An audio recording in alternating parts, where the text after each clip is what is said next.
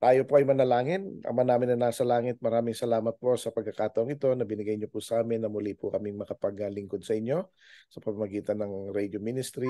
Salamat, Panginoon, sa opportunity ito sa pag-uusapan namin ng partial laklaka to go forth. At nawa, Panginoon, na ipagpalain ninyo ang inyong salita na ito'y makarating sa mga pusong nagsasaliksik ng inyong katotohanan. Muli po, ibinabalik namin sa inyo lahat ng papuri at pasasalamat sa pangalan ng aming Panginoong Yeshua. Amen. Amen. Shabbat Shalom ulit, Sister Deb. Shalom. Shabbat Shalom, mga kapatid, mga kaibigan. So tayo'y pag-uusapan natin yung laklaka.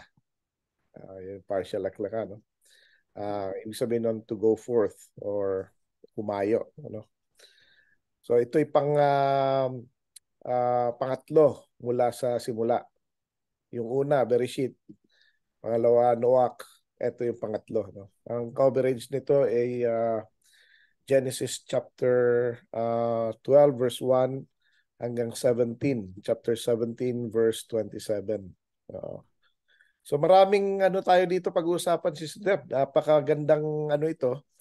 Ang simula nito ay tinawag si Abraham galing sa Haran at pinaalis siya from Haran at papupuntahin na siya sa sa land na kung saan ituturo sa kanya ng Panginoon, ano.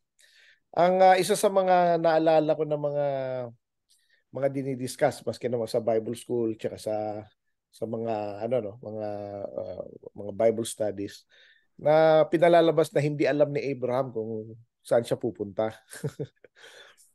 Pero hindi po ito hindi po ito exactly correct kasi a few verses before that, yung towards the ending ng chapter 11, ang una nagplano na pumunta sa land of Canaan ang tatay ni Abraham, no? Tingnan natin sa sa Bible, yung nasa Genesis chapter 11, towards the end yun, no? Si Terah ay nung namatay ang kanyang anak na si Haran, ay nagplano na sila na pumunta sa pumunta uh, sa Canaan. So meron na silang plano. Kaya lang nung from Ur, nag-stop sila sa Haran, tapos nagstay sila ng 10 years. So hindi na actually umalis. Ayaw na umalis ni Terah, no? So ngayon si Abraham na ang tinawag. So papunta pa rin ng Canaan. So alam ni Abraham kung saan siya pupunta kasi actually galing din siya ron. Pag binasa natin ang mga ancient texts, especially yung Book of Jasher, ando doon nakalagay na actually doon lumaki siya kay Noah, no? Kasi si Abraham was 58 years old nung si Noah ay namatay. Tapos lumaki din siya kay Shem saka kay Eber. Kaya ang tawag kay Abraham Ibrit o Hebrew. Ibrit o Hebrew kasi Eberite siya. So galing siya kay Eber. So kaya magkakasama sila eh. Yun, ano. Ngayon dito sa parsya na to, Sister Deb, maraming events dito eh. Dito isa sa mga fascinating na passage dito, no. Nung sa Genesis chapter 12, tinawag si Abraham ng Panginoon at pinangakuan siya na ibibless siya at palalaguin siya at ibibigyan siya ng blessings, ano. Tapos sabi niya pupunta siya doon sa land of promise nga, no. Pagdating niya ron, famine agad eh. So sabi doon dadalhin siya sa land flowing with milk and honey, tapos famine naman pala, di ba? Yun ang ron. Pero si Abraham, hindi siya nagreklamo, Sister Deb. Hindi niya nangako ka Panginoon, tas wala naman pala, di ba? Wala siyang sense of entitlement si Abraham. Ang ginawa niya, like everybody else, naghanap ng paraan para mailigtas niya yung kanyang pamilya. At hindi lang po silang mag-asawa magkasama, hindi lang sila at saka yung asawa niya, kundi the whole clan. Marami silang tao eh. Marami silang mga servants. Marami silang mga sheep, mga mga flocks, marami sila no. So mamamatay pati mga hayop kapag siyempre famine nga eh. Walang tubig, mainit, wala ng damo or iilan na lang. At tas ang dami nila. So mamamatay, di ba? So ang ginawa nila, pumunta sila sa Egypt. Ngayon si Sarah ay napakagandang babae. Sobrang ganda niya talaga. Actually, ang description sa kanya, Sister Deb, sa ancient text eh, pinakamagandang babae sa balat ng lupa talaga. Parang Miss Universe. Sobra pa. Oh, Panahon na yun, Miss Universe yan. talagang ibang category. Talagang sobrang ganda. Magaganda rin ng mga Egyptians eh, saka yung ano eh. Pero iba talaga ang ganda ni Sarah. Ngayon, isa sa mga accusations kay Abram ay inano niya nakipag-connive siya kay Sarah na magsinungaling. O sabihin mo kapatid kita para mabuhay ako, parang gano'n. No? So ang dating parang duwag ito si Abraham. Brad, Oo. ibig sabihin, ang practice noon, pag may nakursanadahan yung asawa, kailangan patayin yung asawang lalaki Papatayin yung para lalaki. malaya nilang Para mapangasawa malaya na yung yung makuha babae. na yung babae. So yun yung ano no. So ang tanong, takot si Abraham mamatay. Actually hindi po exactly totoo yan. Kasi sa same parsha later on mamaya makikita natin na sumugod si Abraham na 300 lang sila. 318 to be exact. Kalaban nila five kings. So anyway, um, sinabi ni Abraham yon kasi kapag ka pinilit na kunin si Sarah, or saktan si Abraham, papalag yung mga tao niya. Pag pumalag yung mga tao niya, madadamay pati mga bata, mga babae. Lahat. So lahat sila, buong army yun, buong country yun eh. Paano ka lalaban doon, di ba? Tapos dayo lang sila doon. Tayo lang. Ang hindi po nakikita ng ibang, nakikita nila yung Yung, hindi nila yung, nakasalanan ni Abraham. yung sinabing Oh, nagsinungaling. sinungaling, na duwag, gano'n ano. Ang hindi nila nakikita, yung sacrifice ni Abraham na kaya niyang i-sacrifice ang love of his life for the sake of others. For the sake of others. Binibigay niya yung love of Kasi, his life for kumbaga, others. ang asawa, di ba noon, parang sarili mo na, ikaw din, sa'yo yun. Parang ikaw Di ba, din yun, no? yung kalahati ng buhay mo, binigay mo dun Tsaka sa, mahal na mahal ni Abraham si Sarah. Pero willing siyang ibigay kung ano man in case worst scenario, kaya niyang ibigay yung kanyang pinakamamahal for the sake of others. Yun ang hindi nakikita ng iba, no? Pero at the same time, nagtitiwala din siya sa Panginoon na ililigtas. Ililigtas siya. Ililigtas si ayaw lang niyang mapahamak yung iba, no? So kaya ang ginawa, ganun na nga nangyari, nakursunadahan na nga si Sarah, no? Pero hindi naman nagalaw. Kasi protected ng Panginoon eh. So protected ng Panginoon. So pinahirapan ng Panginoon ang Pharaoh at ang kanyang household hanggang na-realize niya na teka, ito palang kinuha natin may asawa pala ito. So ang tanong paano niya nalaman, di ba?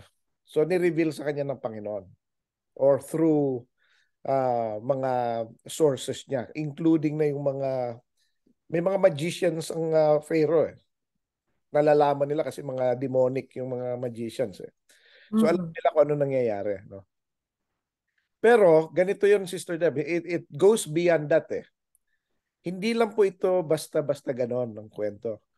Alam ng kalaban na it's gonna be through Abraham ang Messiah. Kaya nga ginawa binaog si si Sarah eh. Binaog ng kalaban. Ganito po no, yung mga sakit, yung mga kapag hindi nagkakaanak, lahat ng mga any bad things galing sa kalaban 'yan. Kasi yung mga good things galing sa Panginoon. Ang bad things galing sa kalaban. Ang iniisip kasi ng iba, lahat mapa-good, mapa-good, mapa-bad, galing sa Panginoon. Hindi po. Ang only good things, sabi nga ni James, every good things comes from above. So it follows na lahat ng mga bad things from below.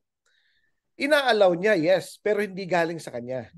At inaalaw niya ito for his Inaalaw glory. nga niya, gaya ng nangyari kay Job. Yeah, inaalaw niya pero hindi galing sa kanya.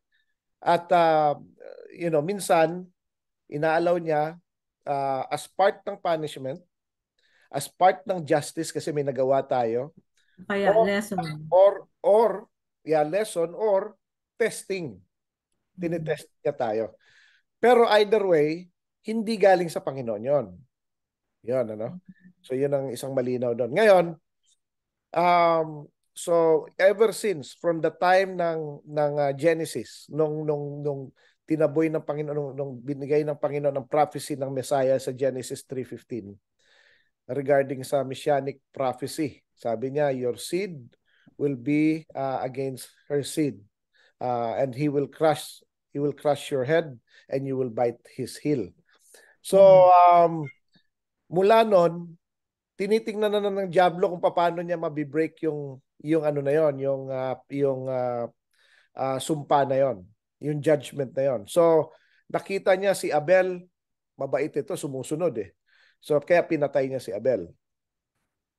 Tapos later on, nung hindi na niya makita kung nasaan ng kung nasaan ng maayos, ang ginawa niya, inano niya ang parang kinontaminate niya ang blood ng humanity sa pamamagitan ng mga fallen angels. So, kaya sinira ng Panginoon ng mundo pero nagtira siya ng remnant niya si Noah. Tapos from there na naman, so naghahanap na naman sila ng ibang paraan.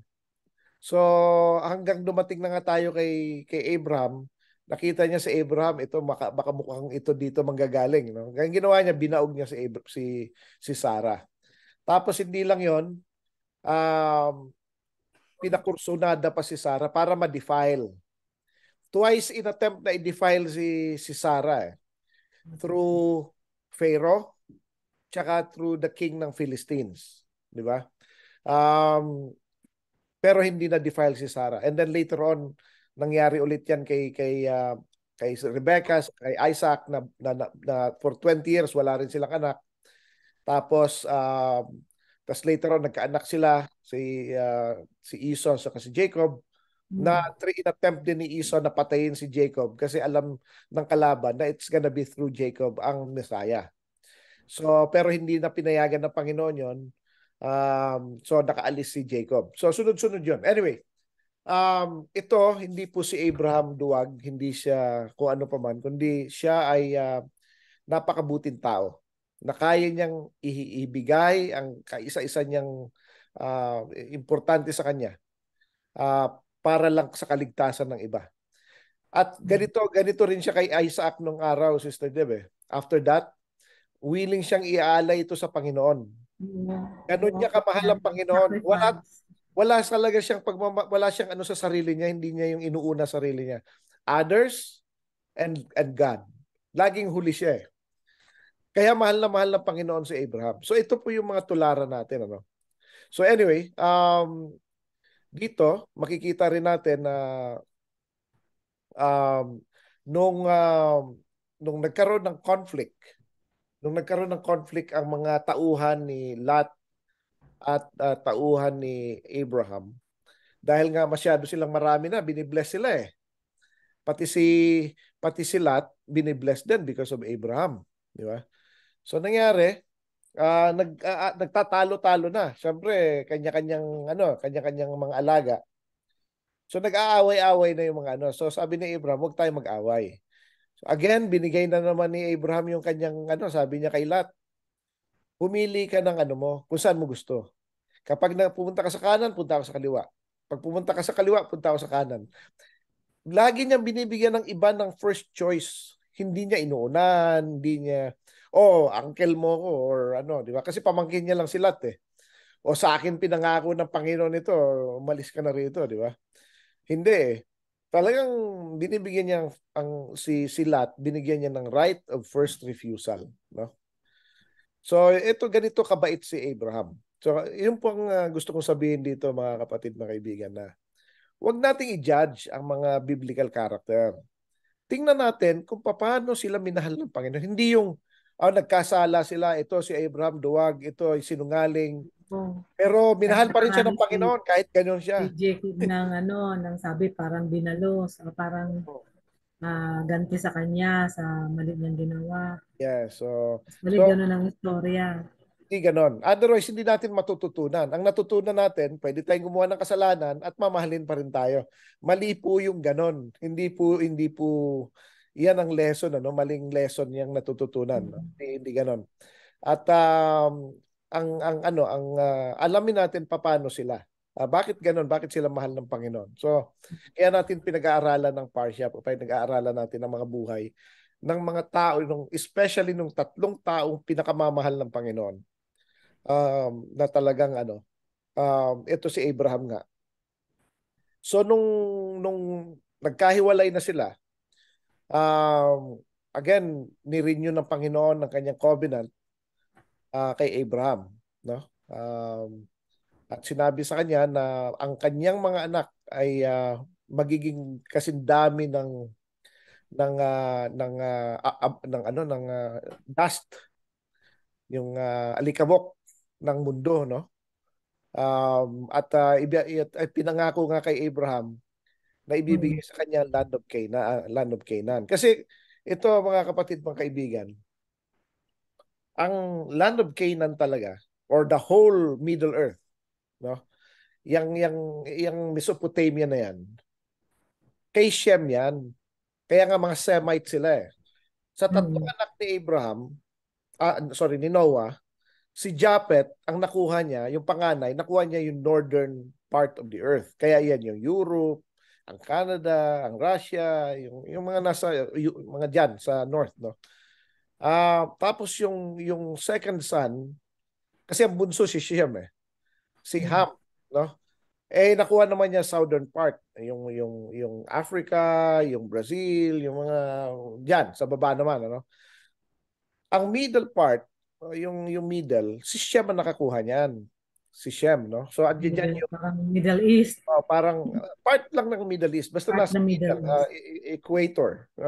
Sabihin na natin yung portion, especially yung Mesopotamia. Ngayon, nung pinapangakuan ng Panginoon si Abraham, buhay pa si Shem. Actually, si Shem na outlive pa niya si Abraham eh. Na outlive pa niya. So, Nauna pa siya. Okay. kaya hindi pa maibigay din kay Abraham kasi nga buhay pa rin yung napagbigyan ng una eh. Pero sabi kay Abraham, ibibigay ko sa iyo yan. Itong Canaan. Kasi ang kay Shem, the whole Middle Earth eh. So yung Canaan, kay Abraham. Sabi niya, ibibigay ko to sa iyo. Sabi ng Panginoon kay Abraham. Tapos, pero habang pinangakuan siya, wala pa naman siyang anak. Pero sabi ng Panginoon, ibibigay ko to sa iyo. No? So yan ang But napakagandang. may gusto akong linawin. Yung Abraham na pangalan niya dati, anong meaning niya? Parang Bakit siya pinalitan ng pangalang Abraham? ang pagkakaalala ko dito, Sister Deb, is parang prince yata ang Abram eh. Tapos yung Yung Abraham is parang Abraham, father of father multitude, of many nations. Oo. many nations. Oh, yun ang ano ron, ano. So, yun ang nung hindi lahat ng tao ng Panginoon pinapalitan niya ang pangalan. Oo nga. David, hindi naman niya pinalitan. Ang pinalitan lang niya, actually dalawa lang, si Abraham saka si Jacob. Si Isaac, hindi naman pinalitan yung pangalan ni Isaac eh. Tapos si David, hindi naman pinalitan ang pangalan ni David, di ba? So technically, kasi Dalawa parang lang. parang ang dating lahat pinapalitan ng pangalan pero hindi po totoo yan. Ano? As far as I can remember right now, tatatlo ang I can remember like outright. Si Abraham to Abraham, si Jacob to Israel, Israel. saka si Peter Si Peter na Simon Peter, na Simon siya, tapos Peter. ginawa siyang Simon Petros. Peter. As Kepas, naging Petros. So, pero hindi naman lahat pinalitan. Sila John, sila Matthew, hindi naman pinalitan ng pangalan. So, depende sa situation, depende sa kung ano yung gusto ng Panginoon. Pero not everyone's name has been changed. No? Actually, tatatlo nga lang. Ewan ko kung may iba pa, hindi ko maalala Kaya sa... lang, Brad, mapapansin natin, yung mga pinalitan niya ng pangalan, meron siyang purpose doon sa mismong meaning ng pangalan niya. Ayun talaga yung parang propesya sa kanya. Yes. Kagaya ng Kasi Abraham.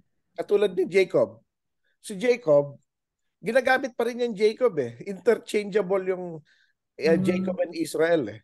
So, at mas madalas nga binabanggit yung Jacob eh. Up to kay Malakay, Jacob I love, ay kay ano pala, Esau I hated, sabi niya. So, nababanggit pa rin yung Jacob eh. Hindi talaga completely. Si Abraham, from Abraham to Abraham talaga. So, since then, Abraham na siya. No? Siya yung, talagang si Peter din madalas tinatawag pa rin na Simon or actually kinumbine na naging Simon Peter na. So technically si Abraham lang talaga yung may complete change, no? So anyway, going back, nung binigyan ng Panginoon ang covenant, nirenew niya eh. Kasi from Genesis 12, yun ang unang covenant kay Abraham, no? Tapos inulit ito sa Genesis 15, tapos Genesis 17. So 3 times ito eh. Within this parsha, no?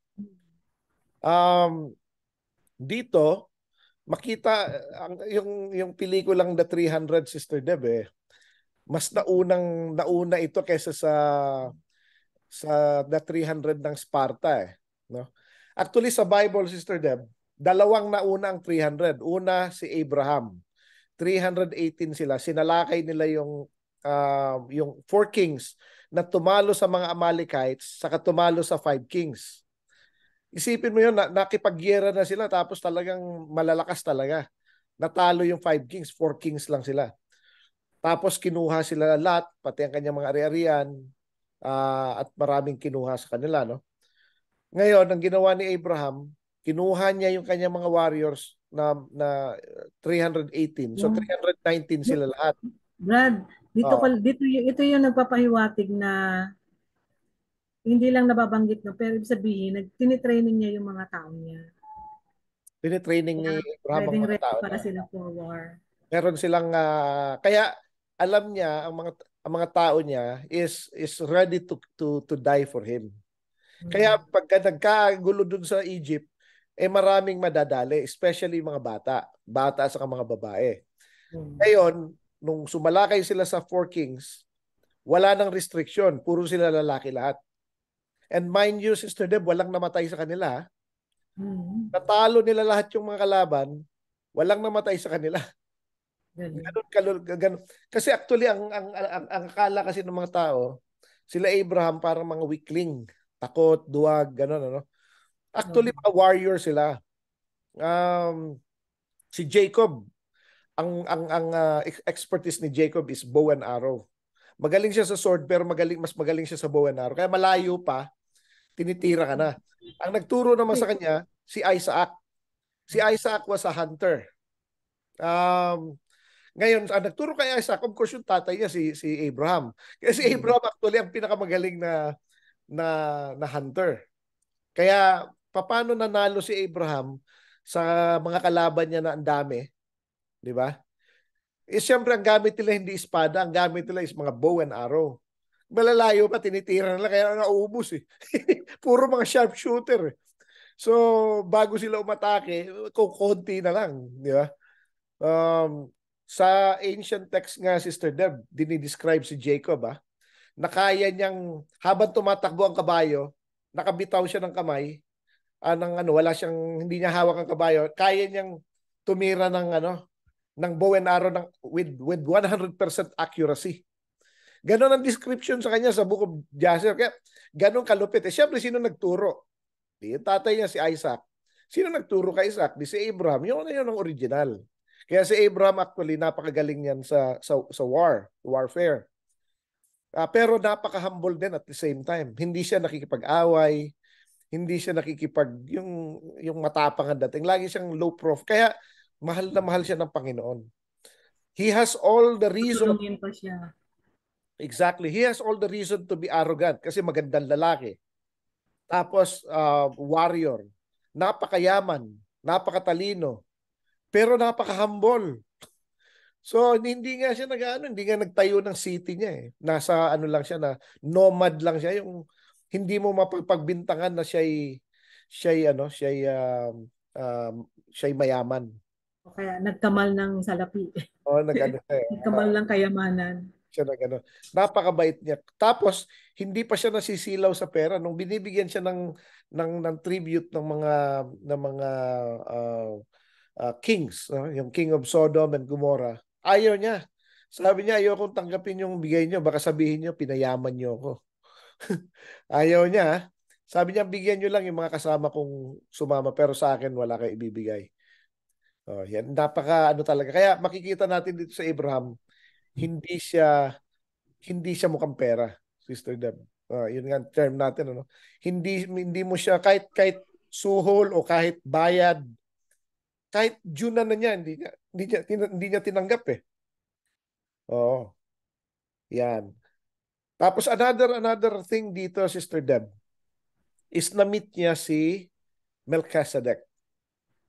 Na-meet niya. So, sabi King doon, of Salem. King of Salem. Ang problema, wala pang Jerusalem that time. Wala pang Jerusalem. So, paano siya naging King of Salem nang hindi pa nag-i-exist? Yan, ano. Mm. At paano nalaman ni Abraham na king siya? Di ba? So Yung basehan niya. anong basehan? Well, for one, ang sinasabi ng ancient text, kaya na-recognize ni Abraham kasi kasama ni uh, kasama ni Shem si uh, si Melchizedek. Magkasama sila. 'Yun ang una. So na-identify niya na ito importanteng tao to.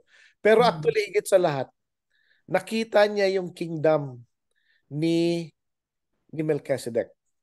Yun yung sinasabi ng Panginoong Yeshua na Abraham saw my days and he was glad. Actually, doon nakuha yun. Kaya dahil nakita ni Abraham yung city made not of by human hands. Kaya alam niya na hindi ito ordinary, hindi ito human being. Kaya niya sinamba.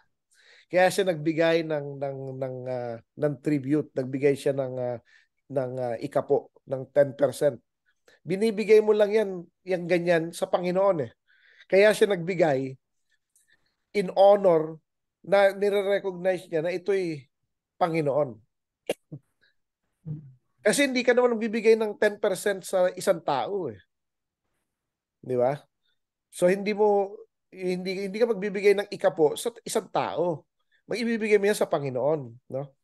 Kaya doon nakita niya, pinapakita na-recognize ni Abraham si Melchizedek as a not ordinary man.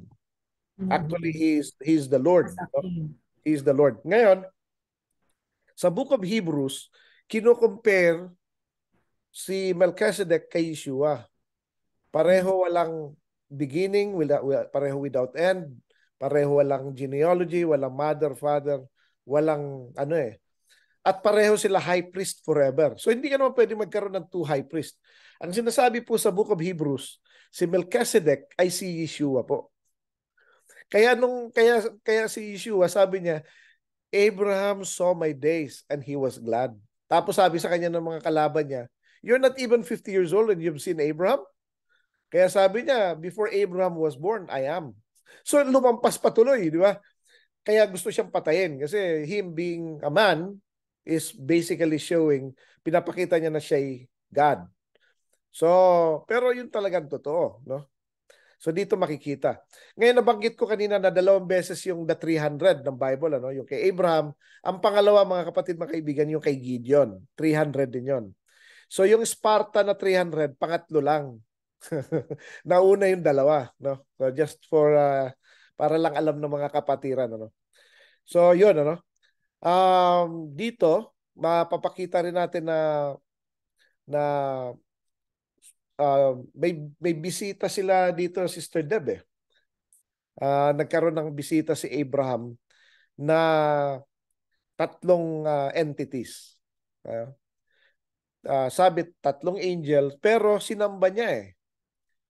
Sinamba niya, Sister Deb. Kaya kung angel yon, ang sasabihin ng angel, get up, I'm your fellow servant. Di ba? Worship God only. Hindi pwedeng tanggapin ng angel ang worship ng isang tao. Pero nakita natin sa sa gospel na si Yeshua tinatanggap niya ang worship. Nung nag-bow down sa kanya si Peter, at pag may nagba-bow down sa kanya at wino-worship siya ng mga pinagaling niya, tinatanggap niya. Hindi niya sinisita na, get up, don't worship me, I am your fellow servant, worship God alone. Hindi. Kasi magsisinungaling naman siya. Di ba? Kasi he is who he is, eh. Sabi niya, I am who I am. Ibig sabihin, siya ang Panginoon. Kaya tinatanggap niya talaga yung worship. So, nung sinamba ni Abraham yung bisita at hindi siya sinita, isa doon, at least isa doon ang Panginoon, no? So doon, at ang maganda pa nito, Sister Deb, ay ayon sa clue, no? Ito ay appointed time. Kasi madalas natin to banggitin, Sister Deb, hindi nagpapakita o hindi kumakausap ang Panginoon ng mga kanyang mga tao ng hindi appointed time, either Sabbath, new moon, or feast. So ang appearance ng tatlong visitors ni Abraham ay Feast of Trumpet, Sister Deb.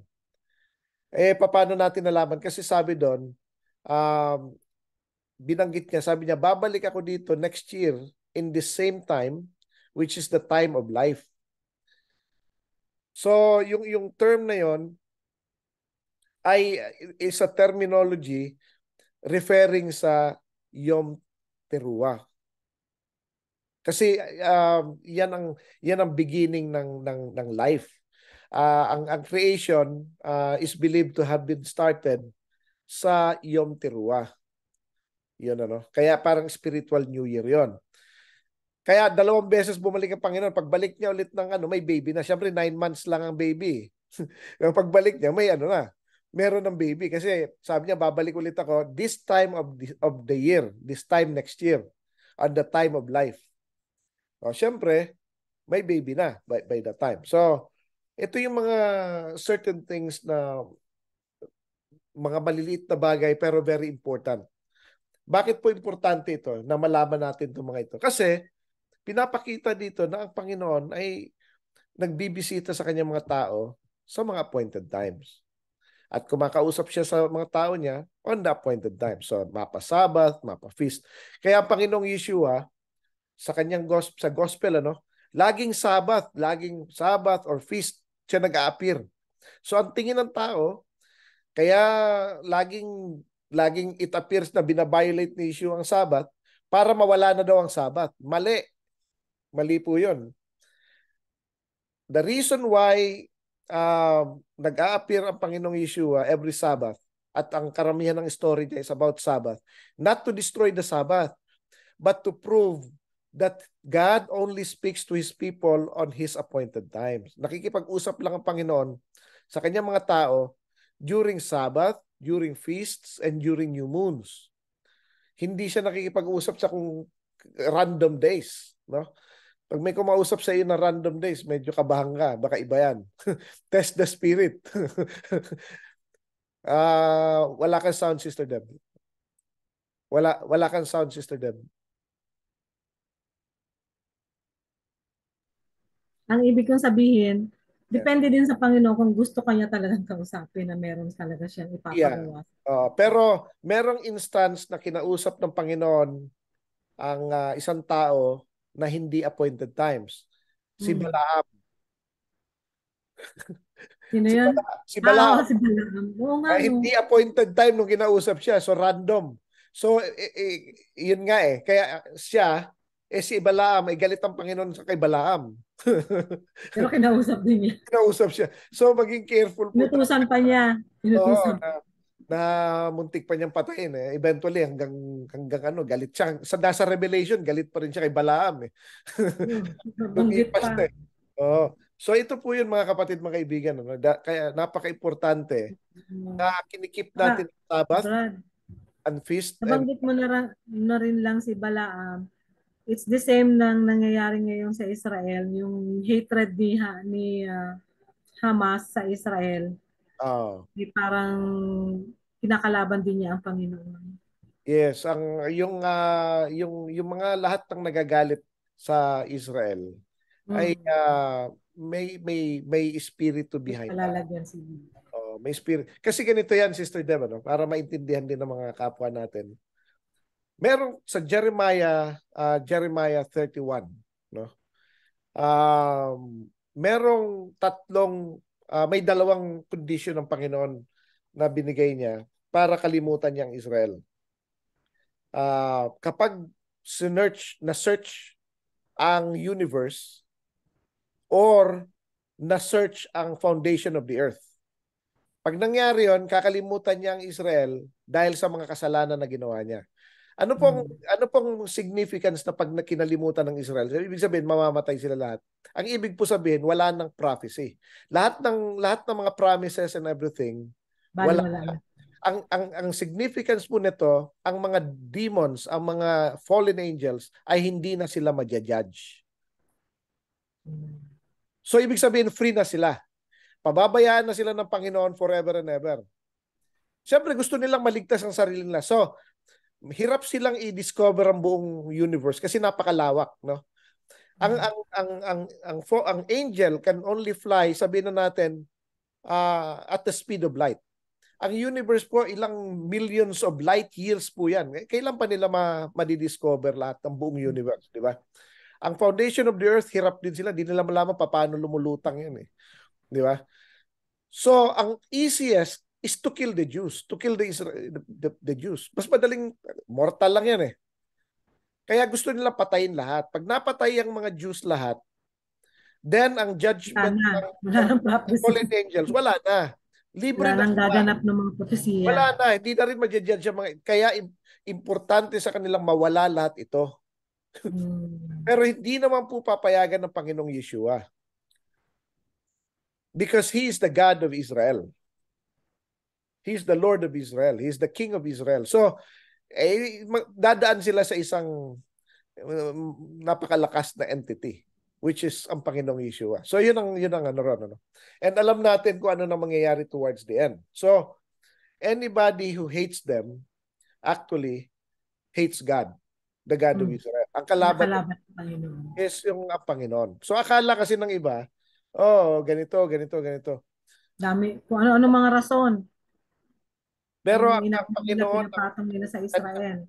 Panginoon ng ano. Saka ano talaga yan eh. Eventually, the whole world will go against Israel. Pero they will win. Up to a certain time. Ngayon, pag umakyat na yung ano, nakalaya na ang kalaban, yung Antichrist. Ayun, mananalo na sila. 2/3.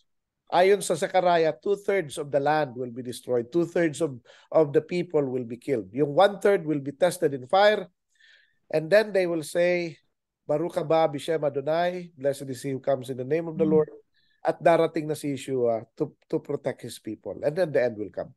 So yun ang long and short nung ano na yun. Ano. So ito kaya importante na ipag-pray natin ang Jerusalem. Sabi ng Panginoon, pray for the peace in Jerusalem.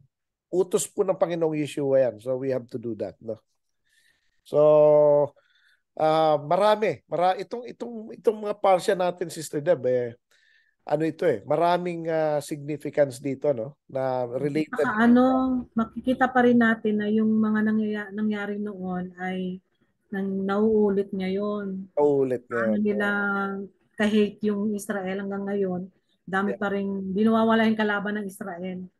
Yun nga eh. Sa kaya nga sabi ng ano eh, sabi ng Panginoon, I will bless those who bless you and I will curse those who curse you. Mm. Yun ang ano eh. Talagang Oo. ano eh.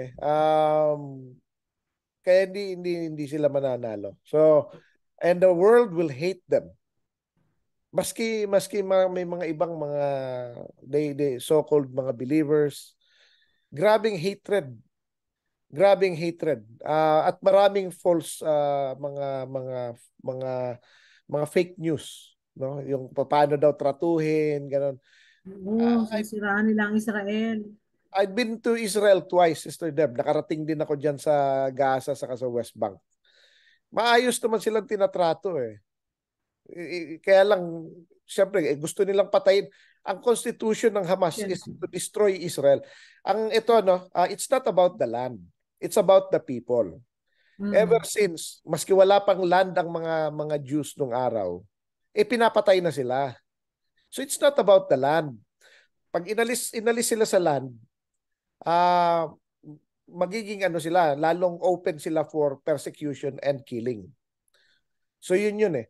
And tama-tama ito, Sister Deb, itong parsya natin kasi Mm. it's a covenant about the land. Ito'y binigay kay Mm. Abraham, na binigay kay Isaac, na binigay kay Jacob. So, hindi, maski yung mga ibang nagkiklaim na, oh, binigay kay ganito, hindi, binigyan sila ng sarili nilang mana. Si Ismael, binigyan ng sariling mana. Si Abraham, meron pang 6 na anak kay Ketura. Binigyan din sila ng mana, pero hindi sa land. Binigyan sila ng pera. At pinapunta sila sa malayong lugar.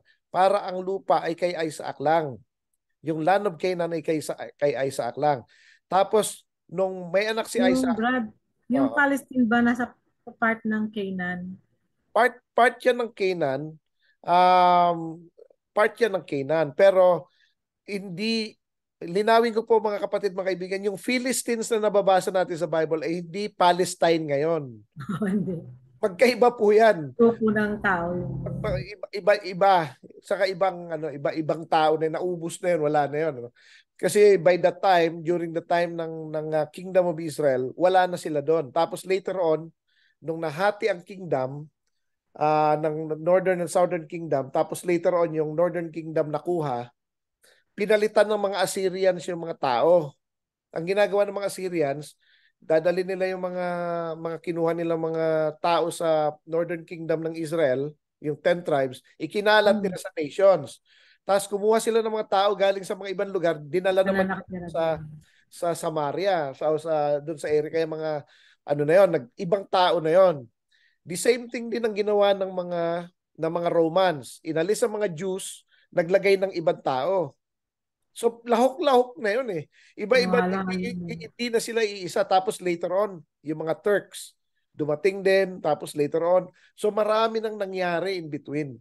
So hindi hmm. po sila ang biblical people. Yet yung mga Jews, sila ay tuloy-tuloy na Ang may maganda, Brad, natabi ang Panginoon. alam nila yung mga tribes nila. Very faithful sila na hindi nila kinakalimutan yung Yes. lahi nila. Yes. So very ano talaga sila, kahit yung isa sa mga ito Sister Deb, nabanggit mo kanina, nabanggit Hmm. natin si Balaam. Ang teaching ni Balaam is assimilation. Ibig sabihin, yung anuhin mo, ilahok-lahok mo na sila sa iba Halo. para mawala na, maghalo-halo na. Assimilation by blood, assimilation by culture, assimilation by religion, assimilation by Oh. everything. Basta madilute yung Jewishness, madilute yung Judaism. Pero Totally. Parang one way of wiping out the Jews. one way of wiping out. Yun ang teaching ni Balaam. Kaya galit na galit ang Panginoon kay Balaam. Hanggang sa Book of Revelation, Yun. Ibig nababanggit sabihin hanggang ngayon yung tinuro niya, practice pa rin niya hanggang ngayon. yan, pinapractice pa rin yan, yung assimilation na yan. So, teaching of assimilation is Balaam's doctrine yan. So, yan, ano? So, may time pa ba tayo, Sister Deb? Okay na, Brad. At least na maganda yung naging topic natin ngayon. Pinakabida natin sa weekly Torah portion ngayon ay si Abraham at kung gaano siya kamahal ng Panginoon at kung gaano niya ginagampanan yung kanyang pananampalataya sa pamagitan ng kanyang mga gawa at pagsunod sa Panginoon. Mhm. So, balik natin kay Brother Richard para sa closing prayer. Okay, manalangin po tayo. Ama namin na nasa langit, maraming salamat Panginoon sa pagkakataong ito na binigay niyo po sa amin upang kami po ay muling makapaglingkod sa inyo. Nawa ay pagpalain ninyo ang inyong salita na ito po ay maitanim sa puso ng mga makakapakinig. At ito po ay lumago at magbunga ng magandang gawa sa bawat mga nakapakinig. Pagpalain niyo, Panginoon, ang ministeryong ito, ang radio station at ang mga staff. At Panginoon, ay nawa ay pagyamanin ninyo ang inyong salita sa aming lahat upang kami po ay lumakad ng ayon sa inyong kalooban. Muli, Panginoon, binabalik namin sa inyo lahat ng papurit pasasalamat sa pangalan ng aming Panginoong Yeshua. Amen. Amen. Okay. Shabbat Shabbat Shalom. Shalom, Brad.